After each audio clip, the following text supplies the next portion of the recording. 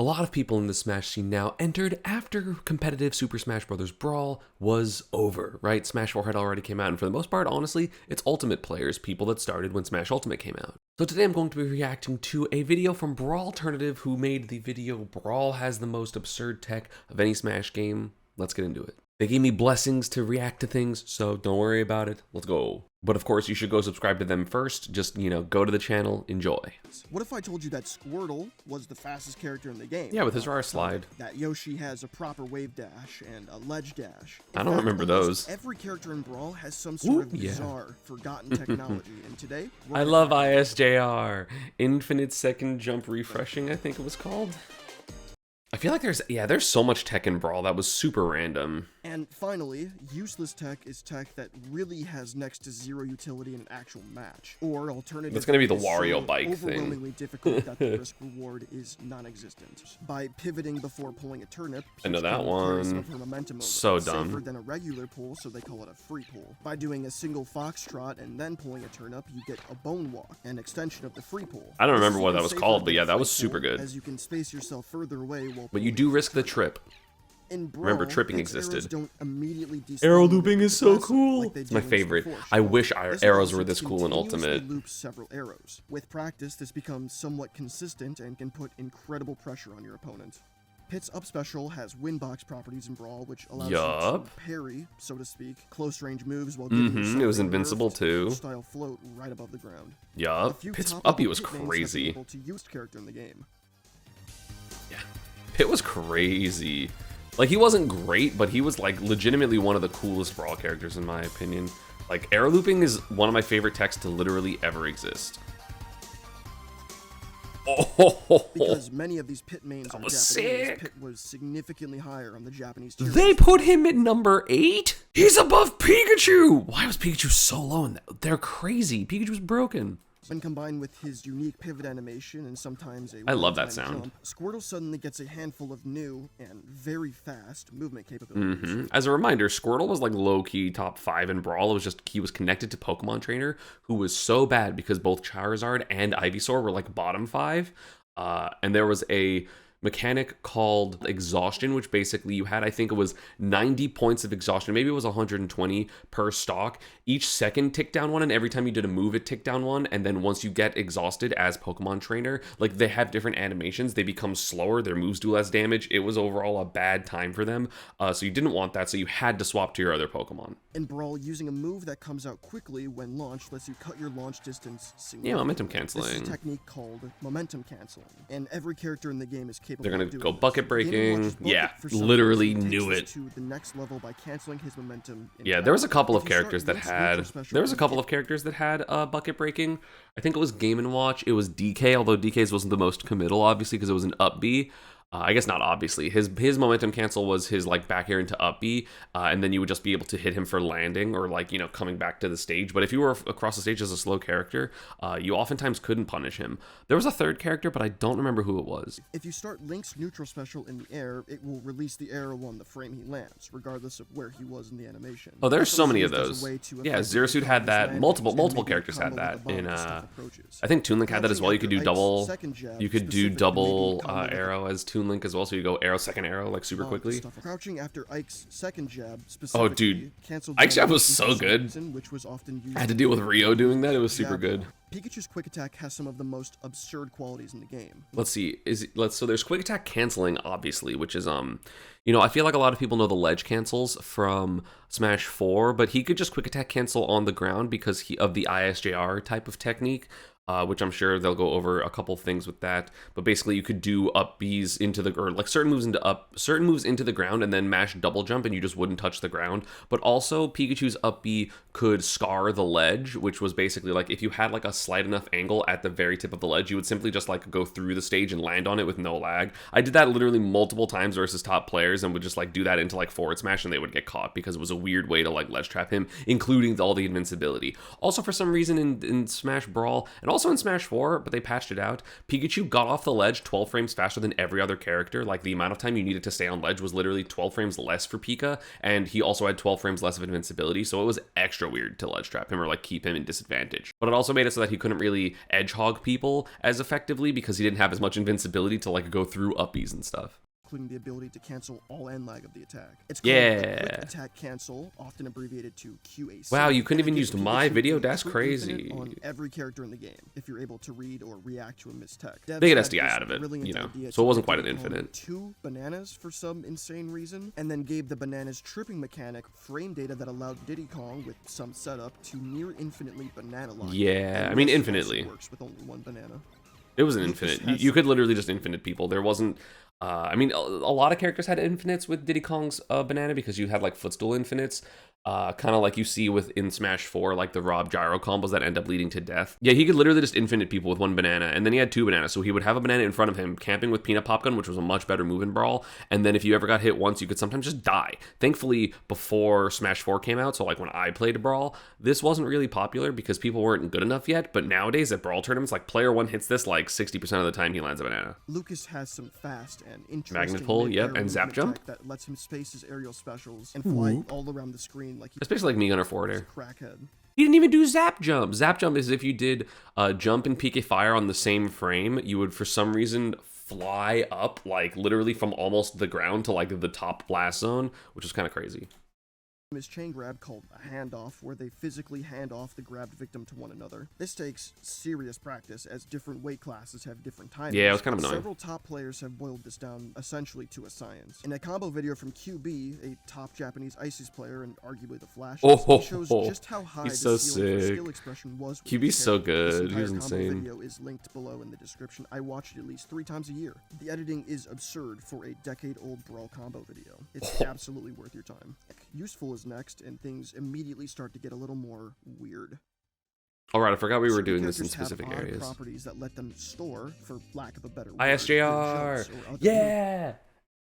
SJR, I was infinite, so you could just keep looping these. So like Bowser, you would just do side B double jump over and over again. Based attacks. The most famous is definitely the Flight of Ganon, where Ganon seemingly spontaneously. I don't know how this one worked.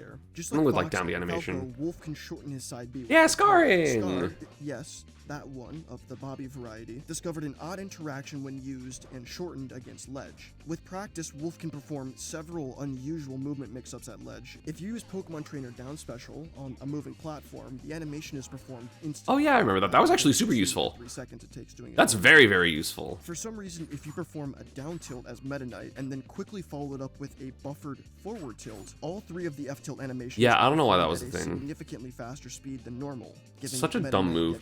Low-key, it's one of the best normals in Smash history, forward tilt. The fact that it didn't have a closed window for like when you could interrupt it meant that it was just it was so stupid. It was such a good move. Sonic has a technique called the oval hop, where double jumping out of a spin dash will launch Sonic, maintaining his ground speed through the air. This tech is incredibly easy to do, and also that's just spin shotting. Spin shotting exists in Brawl or in Smash 4 and Ultimate as well, and also is featured in Smaforsh and okay. Ultimate. Yay, he says Smaforsh. I love Smaforsh. Mario's side special is a cape that allows him to run off side Bs and enemies around, and you go like super far. Yeah. But running off an edge and using the cape last minute. A lot of characters have that. Even in Melee, a couple characters have that. Catching opponents off guard and giving him more edge guarding options. Link Scale Boomerang in Brawl has 2 different states, one before it hits an opponent and then one afterwards. If you bounce it against the wall at a specific angle. Oh yeah, you get some crazy edge guards. Yeah. Has no hitbox. Yeah.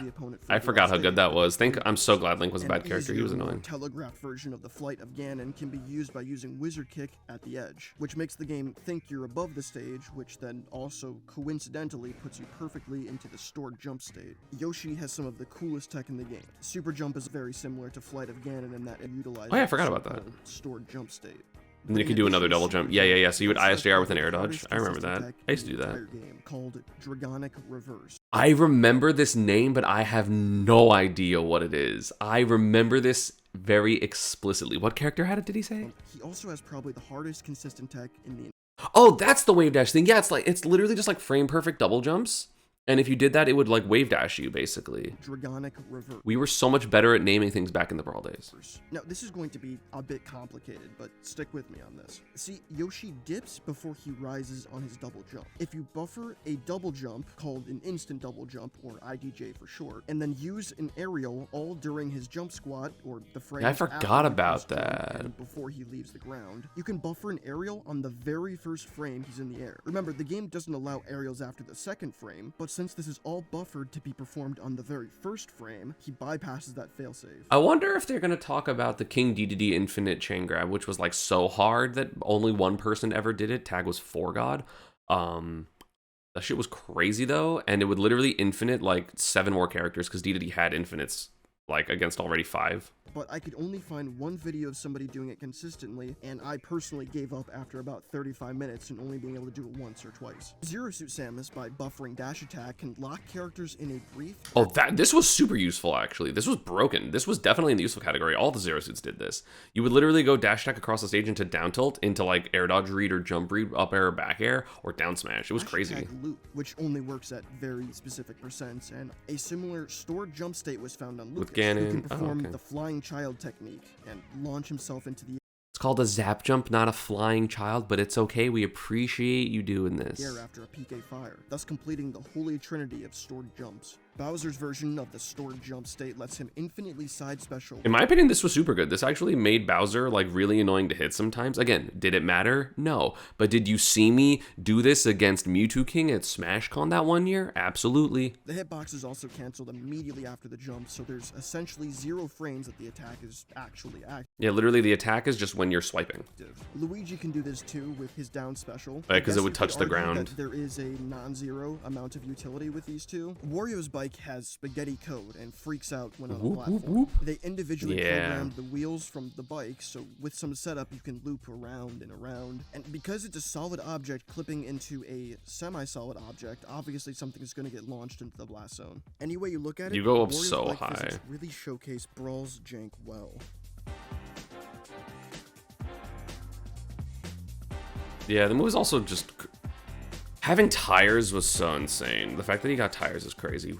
I haven't seen that one before. I only saw the Smashville one. You know you can SD with Waft in this game? Yep. Shockingly low. Deserved heights. it. It's also only Deserved. as strong as Ultimate Deserved. Warrior, so the risk reward just isn't ever there.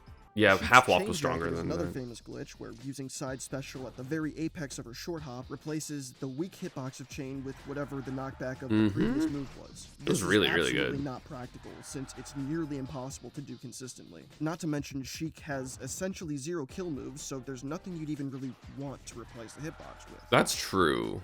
I guess it'd be up smash if anything, but that's about it. Finally, the most famous and definitely the most banned technique of all time. Infinite dimensional? Infinite Okay. dimensional. Yeah, okay. By using down special and then repeatedly and quickly flicking the C-stick upwards, Meta Knight can disappear from the screen indefinitely. This input is surprisingly difficult. It's really hard. But regardless was grounds for an instant penalty if used in tournament. I had to spend hours digging through Smashboard posts, searching vague terms on YouTube, etc., to track down and accumulate all this tech. Yeah, a lot of them are named kind of stupid You can things. find most so. Brawl glitches with a simple YouTube search. Someone literally made this 11-part series on Brawl glitches. For example, Sonic has an odd relationship with some 45-degree inclines. If you spin he would dash just, in places, he just like not move. does that. Oh, and it's invincible. And what happens if he hits somebody while doing that?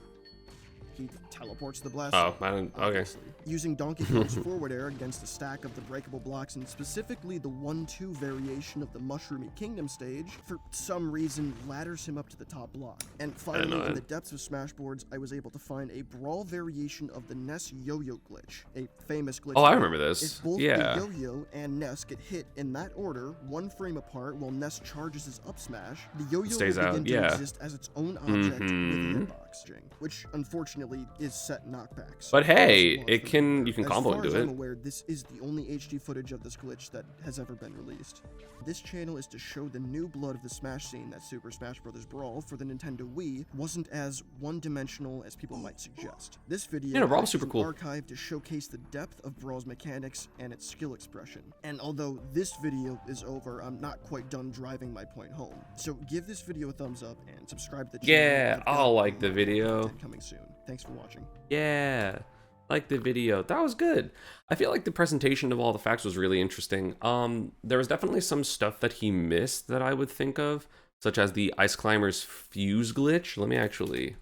So the way that the fuse glitch worked was if you got hit by specifically an electric move, the frame you do your side B, so your squall, the Ice Climbers actually just exist together, and it's like they're like literally stacked on top of each other, and it's very weird. I think maybe it wasn't just an electric move. I think it was like any move, but it was pretty unreliable to do it, except against maybe Falco Laser, Thunder Jolt, and I think Meta Knight Tornado people would try to do it against. Also, dude, Ice Climbers defense were so crazy. There we go. Nice, they got it. That was super fast. Jesus.